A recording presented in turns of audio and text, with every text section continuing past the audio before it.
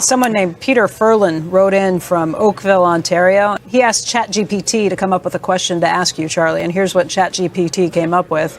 Mr. Munger, you've spoken about the importance of avoiding mental biases in decision-making. In your experience, what's the most challenging bias to overcome, and how do you personally guard against it? So I'd ask your answer to that question, and then what you think of the question that ChatGPT wrote for you. Well, if I had to name one factor that dominates human bad decisions, it would be what I call denial. If the truth is unpleasant enough, people their mind plays tricks on them, and they think it isn't really happening. And of course that causes enormous destruction of business, where people go on throwing money into the way they used to do things, even though it isn't going to work at all well in the way the world is now, having changed. And if you want an example of how denial is affecting things, take the world of investment management. How many managers are going to beat the indexes, all costs considered? I would say maybe 5% can consistently beat the averages. Everybody else is living in a state of extreme denial. They're used to charging big fees and so forth for stuff that isn't doing their clients any good. It's a deep moral depravity. If some widow comes to you with $500,000 and you charge her 1 point a year and you could put her in the indexes, but you need the 1 point. And so people just charge some widow, a considerable fee for worthless advice. And the whole profession is full of that kind of denial.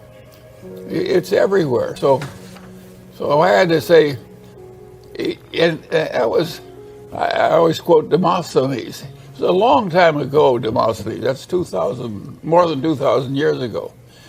And he said, what people wish is what they believe. Think of how much of that goes on. And so of course it's hugely important. And you can just see it. I would say the agency costs in money management, there are just so many billions, it's uncountable. And nobody can face it. Who wants to keep your kids in school? You need the fees, you need the brokerage commissions, you need this or that. So you do what's good for you and bad for them. Now, I don't think Berkshire does that. And I don't think Garen and I did it at the Daily Journal. Garen and I never took a dime in salary or director's fees or anything. And if I have business I talk on my phone or use my car, I don't charge it to the Daily Journal. That's unheard of. It shouldn't be unheard of. And it goes on in Berkshire, and it goes on in the Daily Journal. But